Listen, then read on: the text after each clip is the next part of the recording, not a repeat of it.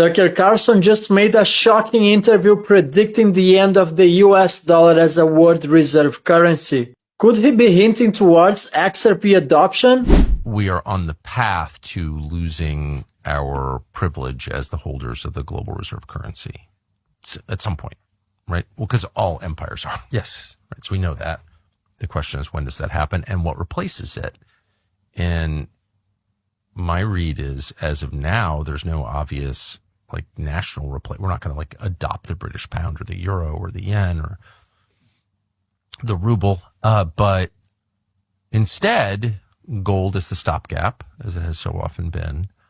But crypto seems like the next global reserve currency. Is that fair to say? Yes. Yes. I mean, I would say this. I think people bundle together the notion of like blockchain and cryptocurrencies. And what I'd say, I can't necessarily make a pure prognostication on any one particular crypto. I mean, it's been a phenomenal exercise and wonderful to see. It's sort of like a adherent to Austrian economics. Yep. to see the experiment work. I don't think we want to get into like the dynamics of individual cryptos.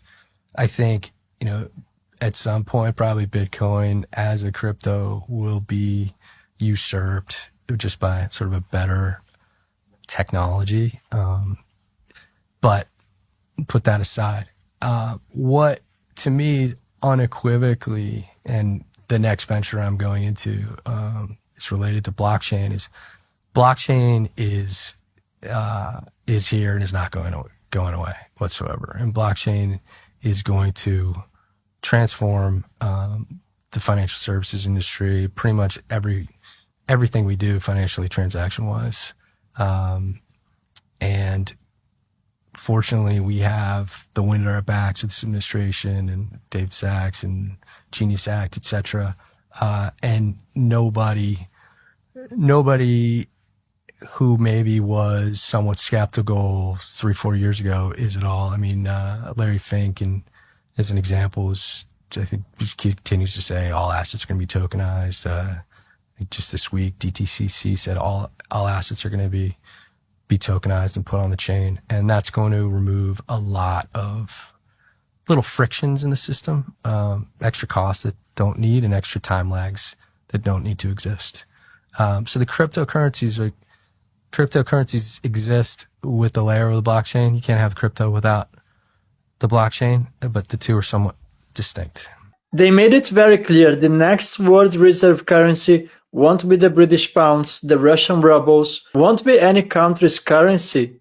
You can't have a new world reserve currency that is simply issued by a country. That adds a degree of centralization to the world reserve currency. America's already weaponizing the US dollar. They leverage that with SWIFT and sanction other countries just like they did to Russia. And then you have all BRICS nations. You think some of the largest economical powers in the world, just like Brazil and India, they don't want to be the next Russia. And here is where comes XRP. XRP operates as a neutral bridge currency. In the world of traditional finance, any asset that starts with X, just like XRP and XLM, that stands for a currency that has not been issued by any country. XRP fits the perfect definition of a new world reserve currency. It solves one by one the flaws of the US dollar as a world reserve currency. It operates seamlessly as the settlement layer for financial institutions around the world. Ripple CEO Brad Garlinghouse has already made it very clear the original intentions from Ripple to XRP was always to make it a world reserve currency. Issued 100 billion XRPs will be enough to cover once the XRapid service scales to a global full scale, or would there be a shortage? Well, so when XRP was created, this actually was created before Ripple existed. The creators of XRP decided there'd be 100 billion units because they saw it as rather than having a smaller number with a very high price, they saw it as something they wanted to be effectively a global reserve currency. And all of my years of research really point out to something unique.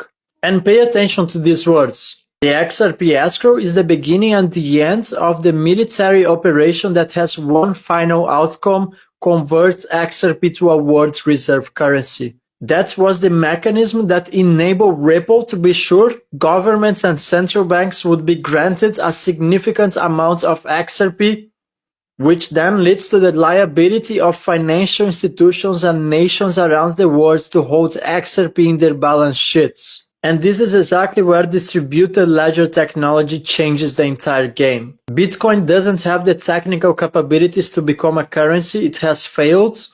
BTC was just a social experiment. It was effectively the beta test coin. BTC stands for beta test coin. They released the testnet, allow the most brilliant minds on this planet to exploit bugs while trying to enrich themselves. And in the background, they were developing the final product. XRP is the final combination of two prototypes, Bitcoin and the US dollar.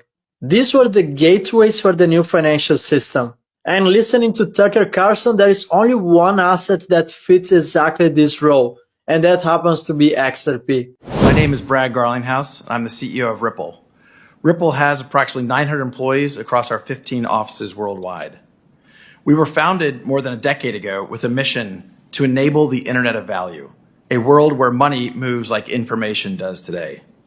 We build software products that power cross-border payments, stablecoins, and digital custody. Ripple helps financial institutions reduce friction, unlock efficiencies, and serve their customers better. These are not abstract concepts. We work every day with banks that rely on our technology to deliver real results in the global economy.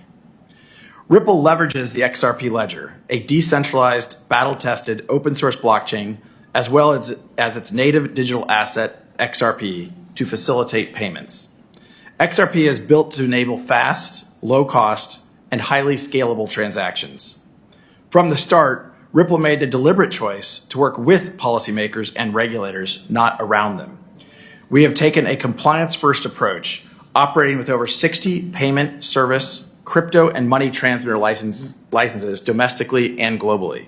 Whether you like it or not, XRP is a military operation, the currency of the National Security Agency. XRP was originally called XNS, X which stands for no country that has issued such an asset, NS, Nakamoto Satoshi. In Japanese, the name comes before the given name, XNS, the currency of the National Security Agency. In other words, the currency of Nakamoto Satoshi.